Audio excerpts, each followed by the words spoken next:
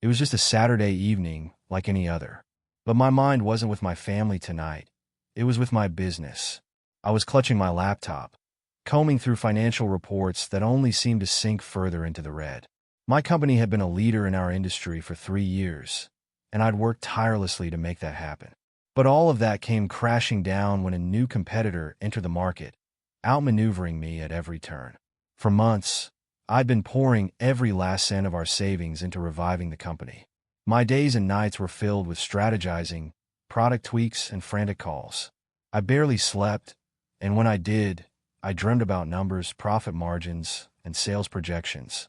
I knew it was taking a toll, but I was driven, maybe even desperate, to keep us afloat. And yet, the harder I worked, the faster we seemed to sink. I expected stress. I expected sleepless nights. What I hadn't expected was the growing strain with my wife, Lisa. Lately, her tone shifted from concern to something else entirely. Impatient, judgmental, even cutting. Every few nights, like clockwork, she'd sit across from me, her arms folded tightly, and ask, "So, when are you going to start making money again?" I didn't sign up to live in poverty, Alex. Those words stung more than I could say.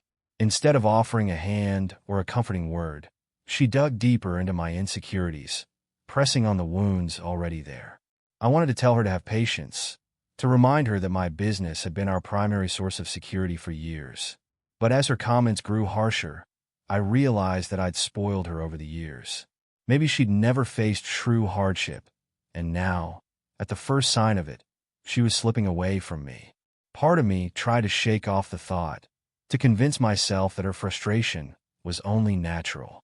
I reasoned that we'd been together for 8 years. She wouldn't just abandon me now. But then again, Lisa had always had a strong character, and her sense of security, even entitlement, was something I had fostered. I pushed the idea of her leaving out of my mind, even as her coldness seemed to grow by the day. Then, everything changed. 8 days after our last argument, I hit rock bottom. I was bankrupt.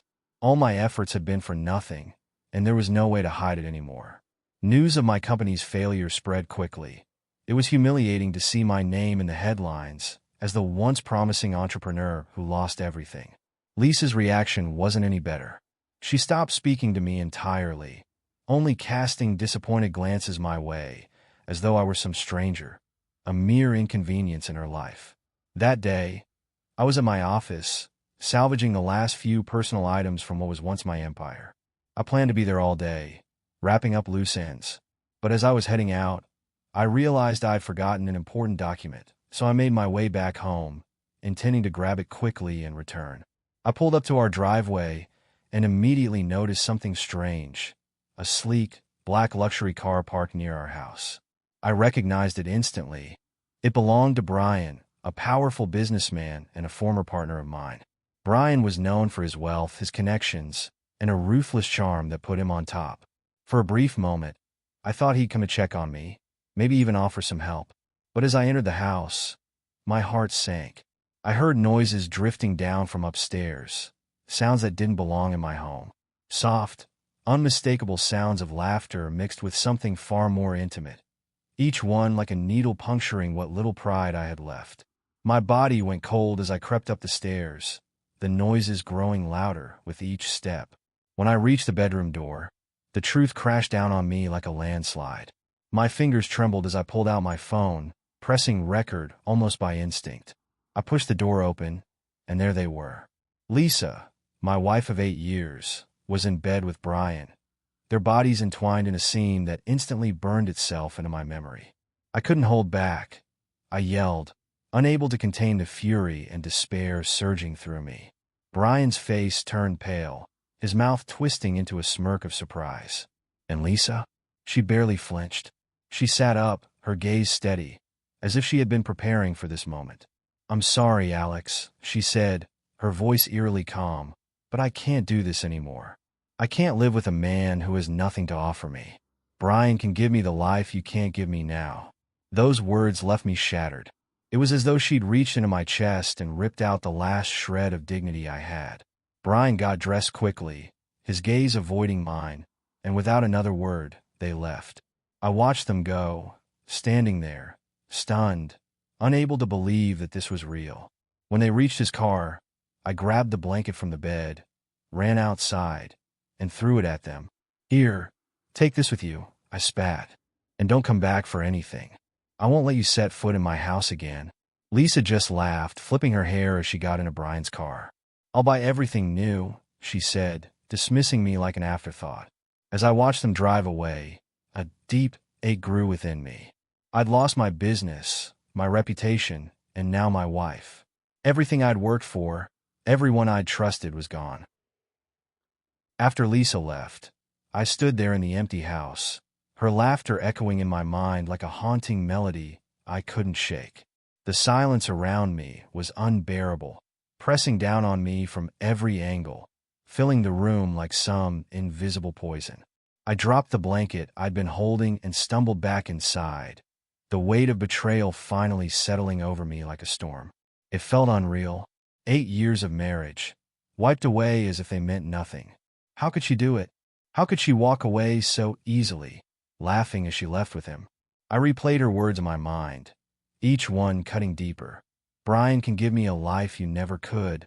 A low, guttural scream tore from my throat, almost animalistic, as I sank to my knees.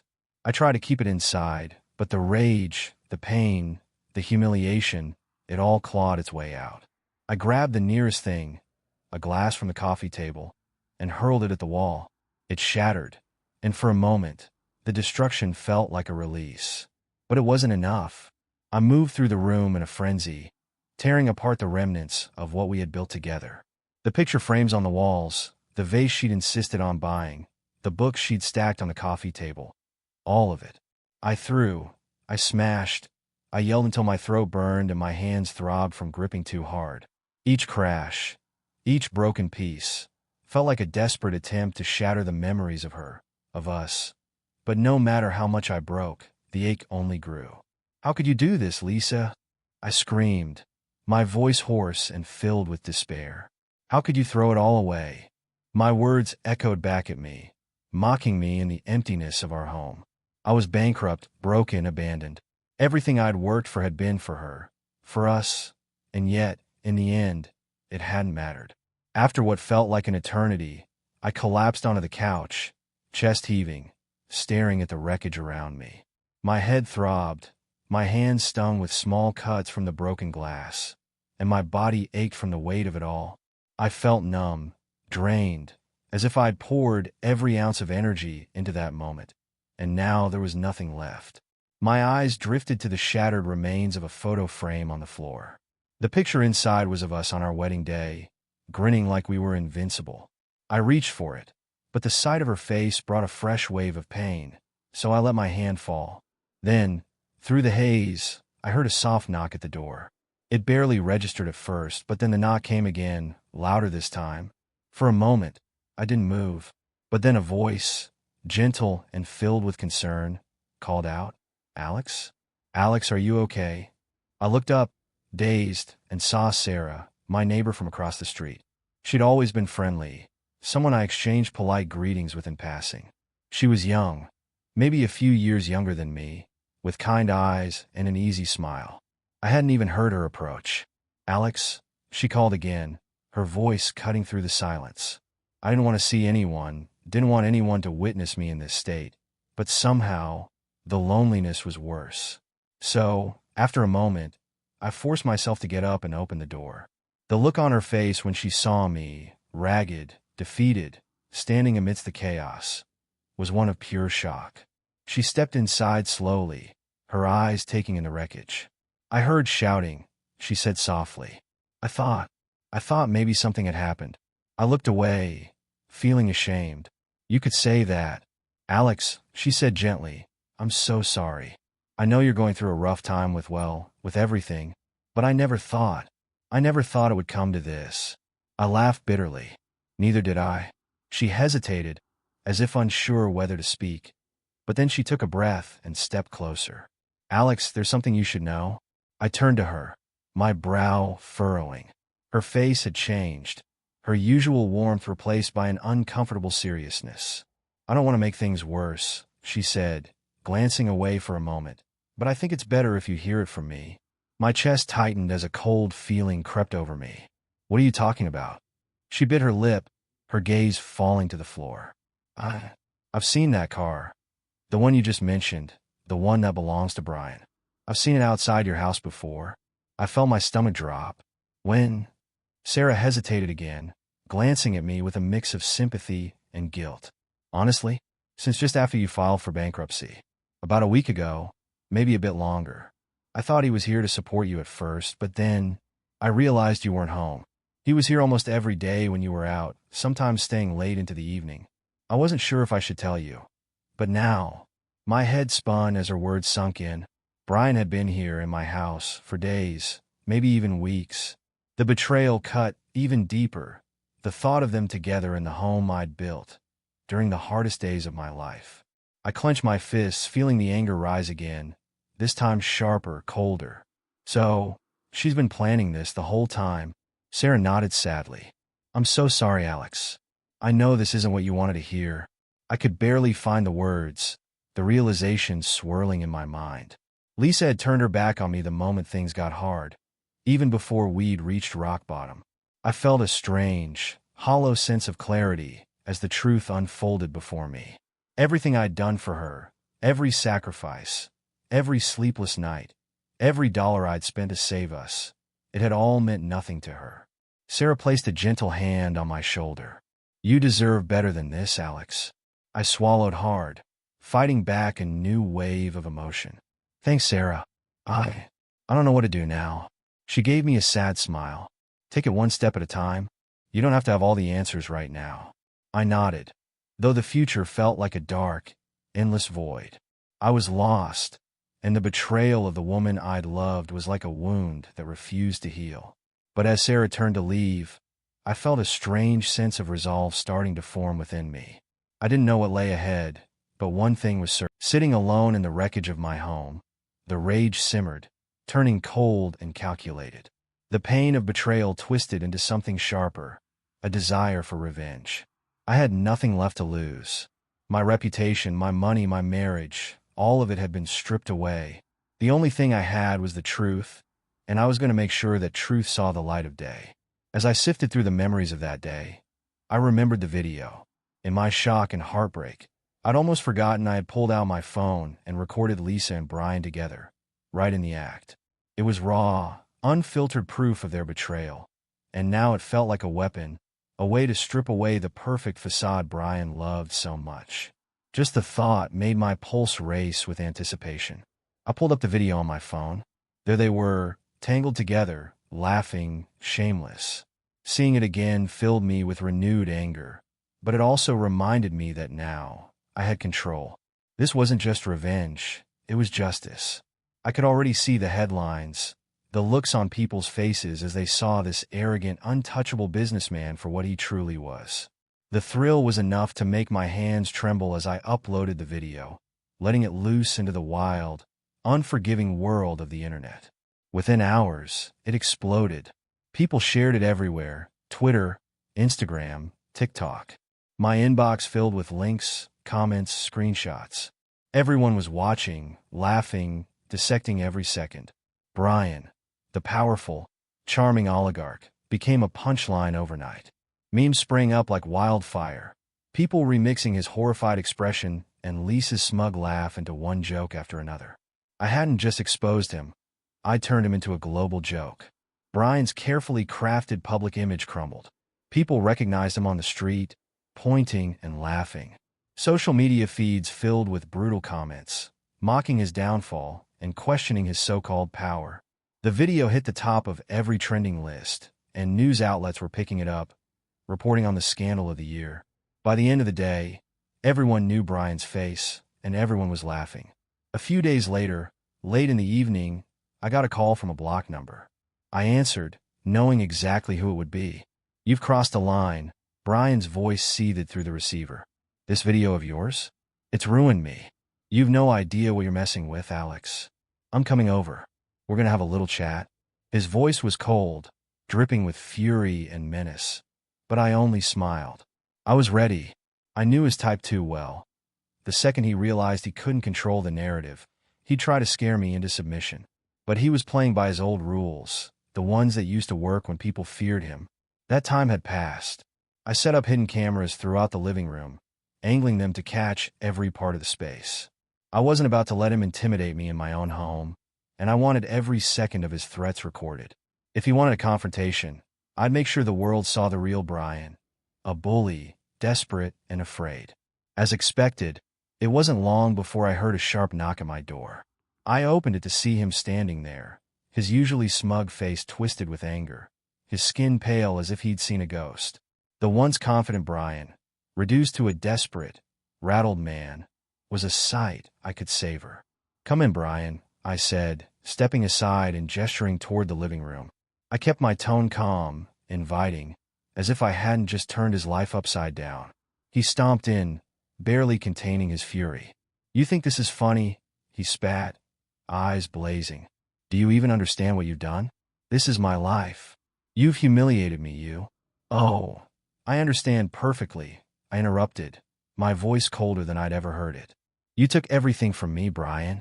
My business, my wife, my life. So, I figured it was only fair that I return the favor. How does it feel to be humiliated, Brian? To be the joke of the entire world?" For a moment, he just stared, his fists clenched at his sides, his jaw tight. But then he leaned in, his face inches from mine, his voice low and menacing. "You don't know who you're dealing with. You will suffer. I will come in the evening when you are sleeping, and you will not even feel anything. You think a video can ruin me? I have people, Alex. I have power. I can destroy you, wipe you off the map. Your little stunt might have cost me some dignity, but it won't be hard to make you disappear." I held his gaze, letting the cameras capture every threat, every angry glare. "Go ahead, Brian. Destroy me," I said, my voice calm and unwavering. "You're already the world's favorite fool. Threatening me just proves how far you've fallen." He recoiled, stunned, as though he hadn't expected me to fight back. His face twisted with frustration, his fists unclenched and clenched again as he tried to come up with a response, but he only spluttered, unable to articulate his anger. In that moment, he looked truly powerless, all his wealth and status crumbling beneath him. "You'll regret this," he hissed, finally backing toward the door. "You have no idea what you've started." "Get out, Brian," I said, my voice even. "Or should I say goodbye?" I gestured toward the camera I had accidentally left visible on the bookshelf behind him, watching as his eyes widened in horror. He knew then that his threats had been recorded, preserved as evidence of his desperation. Brian saw the cameras and he tried to get back into the house, but I was holding the door. I thought he was going to break it down, but no, he shouted, "Even these tapes won't help you." Brian turned and left without another word, slamming the door behind him. I could feel the last remnants of his control shatter as he realized the world would see him exactly as he was, a coward, lashing out in the face of his own failure. When he was gone, I retrieved the recordings, playing them back with satisfaction. His threats, his desperation, it was all on tape, every last bit of it. I uploaded the footage anonymously, leaving no trace back to me. Within hours, his threats were viral, circulating alongside the original video. The once mighty Brian was now fully exposed, his power slipping through his fingers, his face plastered across the internet with mocking captions and memes. Watching his downfall unfold, I felt a strange sense of closure. For the first time since Lisa's betrayal, I could breathe again. The days that followed felt like living in a surreal, dark comedy. The new video spread faster than wildfire, capturing Brian's threats and desperate attempts to intimidate me. The internet pounced on it, dissecting his every word, mocking his arrogance, and twisting his menacing statements into memes, jokes, and remixes that were impossible to ignore. I watched, astonished, as each new clip seemed to dig his public grave deeper. For years, Brian had carefully crafted his image as a powerful businessman, someone people feared and respected. But now, he was a punchline. Overnight, he became an object of ridicule, his former associates distancing themselves to avoid being pulled into the maelstrom. He was the man everyone loved to hate, a corrupt businessman who'd been brought down by his own arrogance and cruelty. And the more he tried to escape the mess, the deeper he sank. Lisa, predictably, wasn't handling it any better. In a strange twist, she tried reaching out to me. At first, it was small things, text that said, "Let's talk," or "I didn't mean for this to happen." Each time her messages came through, my mind filled with flashes of that day, her standing there with Brian, brazen and unapologetic. I ignored her, deleting each message without hesitation. She'd made her choice. She was Brian's problem now. One evening, just when I thought I might finally get a break, I heard another knock on my door. I half expected to find Brian again, maybe with a lawyer in tow, but instead, it was Lisa. She stood on my doorstep, looking completely unlike the confident woman who had walked out of my life just weeks before. Her face was pale, eyes rimmed with exhaustion, as though she hadn't slept since the videos went viral. "Alex," she began, her voice barely above a whisper. "Please, I just need a minute." Every part of me screamed to slam the door, but some morbid curiosity held me back. I crossed my arms and leaned against the doorframe, giving her nothing but a cold, hard stare. She hesitated, her gaze dropping to the ground.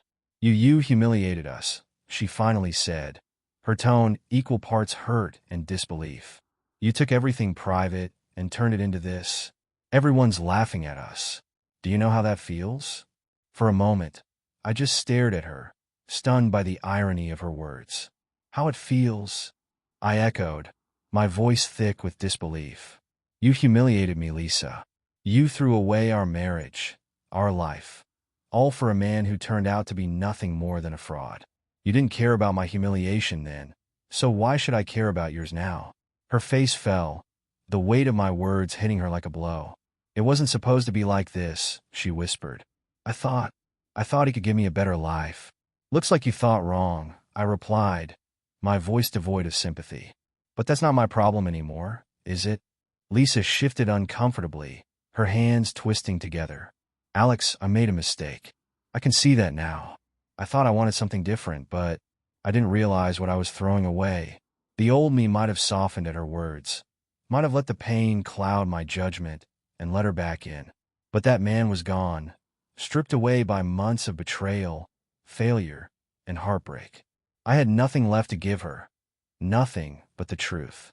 "You don't get to regret it now," I said, my voice cutting through the quiet like a blade. "You made your choice, Lisa. You can't just walk away and then come crawling back when things don't work out with Brian." She opened her mouth to respond, but no words came out. The desperation in her eyes told me everything. She'd backed the wrong horse, and now she was left stranded, humiliated and alone. But it was too late for regrets. I turned away, stepping back inside and closing the door without another word.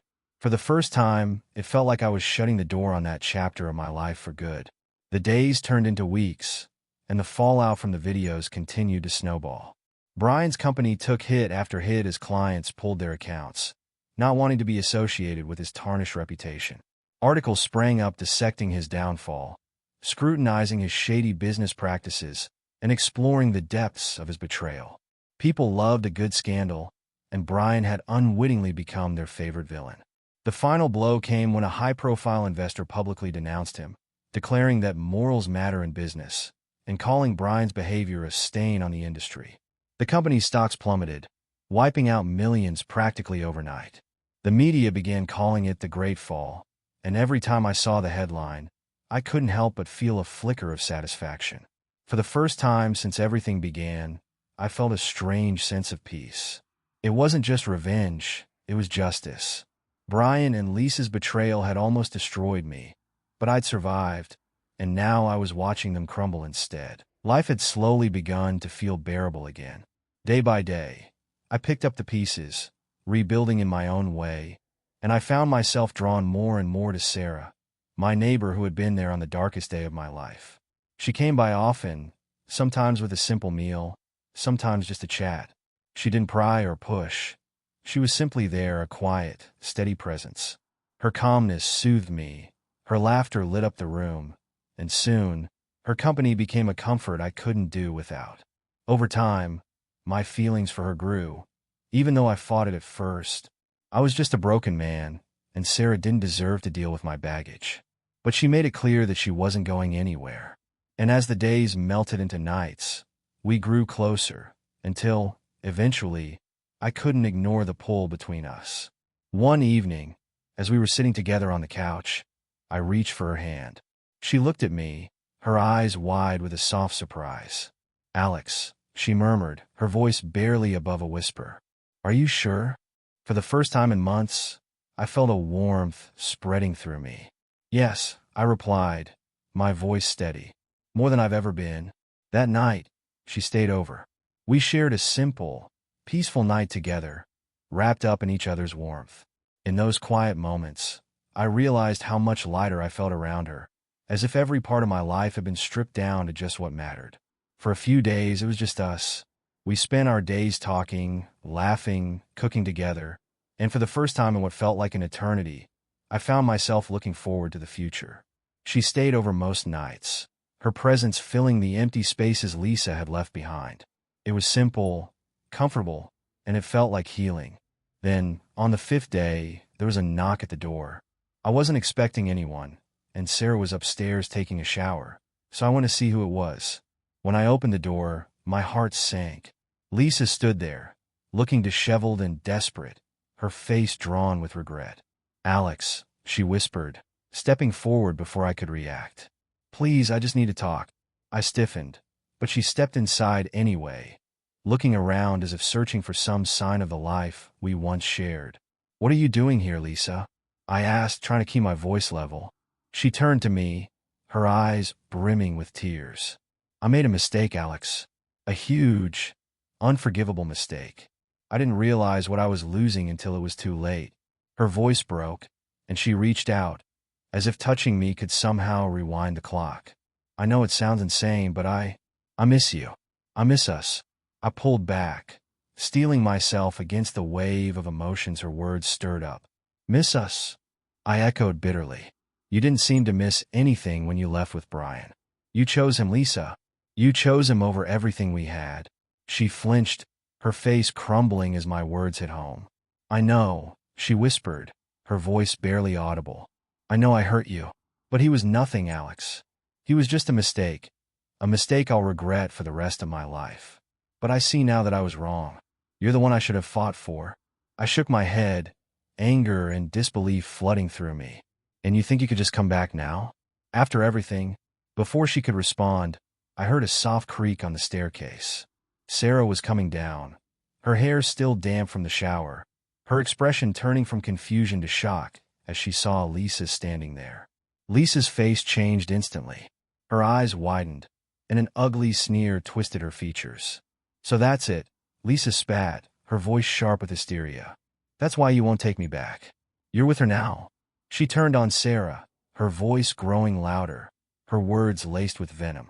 "How long has this been going on, huh? Were you two just waiting for me to leave, so you could swoop in and play house?" Sarah raised her hands, her expression calm despite Lisa's outburst. "Lisa, I think you should go," she said firmly. "Alex doesn't owe you anything." Lisa's face twisted in fury, her composure slipping as she turned back to me. "I gave you everything, Alex. 8 years of my life. And you just replaced me?" I took a step back, folding my arms to keep from letting her words sting. "No, Lisa. You threw it all away. Don't come here pretending like you're the victim. You're the one who left me broken, remember?" The truth was too much for her. She let out a strangled, frustrated scream and threw her purse at me, her face twisted in rage and heartbreak. "Fine," she hissed, her voice trembling. "But don't come crawling back to me when she gets bored and leaves you like I did. Because that's all you are, Alex. You're nothing but a stepping stone."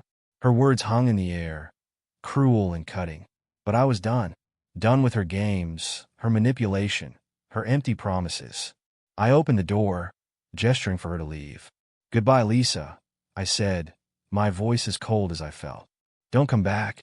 She stormed out, her heels clicking angrily against the pavement as she disappeared down the street. I stood there for a moment, the silence settling like a bomb over the chaos she'd left in her wake.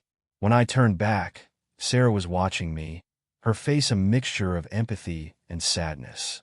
"Are you okay?" she asked softly. I took a deep breath, nodding. "Yeah, I think I finally am."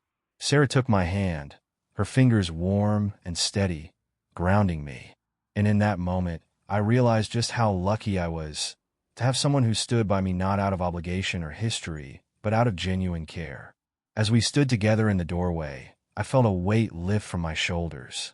Lisa was gone, truly gone this time, and for the first time in months, I could see a future not defined by betrayal, but by possibility. I thought things would calm down after Lisa's outburst, but I was wrong. Lisa wasn't done with me, not by a long shot. She started coming by again, always in the evening, always waiting until the lights were off and the neighborhood was quiet. I'd hear footsteps outside, see her car parked a few houses down, but she never knocked or tried to come inside. Instead, she took her anger out on the house itself. The first time it was rotten tomatoes. I woke up in the morning, ready for a fresh start, only to find the front of my house splattered in red pulp and sour-smelling juice. I scrubbed the mess off with Sarah's help, both of us shaking our heads in disbelief. But it didn't end there. A few nights later, she came back, this time with a bucket of broken, rotting eggs. She dumped it right under our front door, the stench so unbearable it seeped into the house, lingering for days despite our best efforts to clean it up. It was like she declared war, dragging me into her twisted revenge. Every morning brought a new surprise: graffiti on the driveway, garbage strewn across the lawn, eggs thrown at the windows. She was relentless, and each attack felt more spiteful than the last. The sight of her handiwork, the smell, the mess, it all wore on us, turning our once peaceful home into a war zone. Sarah tried to stay optimistic, insisting Lisa would grow tired and stop, but I could see the toll it took on her. She deserved peace, and I was determined to find a way to give it to her. One day, after scrubbing down another mess Lisa had left, I made a decision. We can't keep living like this, I said, more to myself than to Sarah. She's not going to stop. Sarah looked at me, exhaustion in her eyes. What are you going to do? I hesitated, then took a deep breath. We're selling the house. We'll leave all of this behind and start fresh. It felt strange, making the choice to leave a home I'd invested so much in. But the memories had soured along with everything Lisa had done.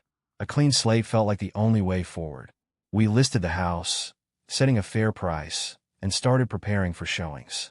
But every time a potential buyer came by, they were put off by the sight of our once beautiful home, now marred by Lisa's vandalism. The rotting smell lingered, and no matter how much we cleaned, the damage she'd done remained. Enough was enough. I went to the police and filed a report. I didn't have direct evidence, but I explained the situation, telling them I suspected my ex-wife was behind it all. They listened carefully, taking notes and asking questions. It was a relief to be heard, to finally stand up and say, "This has to stop." It didn't take long for the police to track Lisa down. I described her car and the times of her visits, and after a short investigation, they managed to catch her in the act, rotten tomatoes and all. She was issued a fine and a warning, but I knew that wouldn't be enough to stop her. This kind of anger wasn't going to disappear with a slap on the wrist. And I was right. Barely a week later, Lisa was back. This time, she threw paint across the windows, slashing the tires on my car and Sarah's for good measure. I knew this couldn't go on. I'd given her every chance to back off, but she only escalated, her rage growing more irrational by the day. So I went back to the police. This time, I had enough evidence to file a full report, complete with photos and witness accounts from my neighbors who had seen her sneaking around.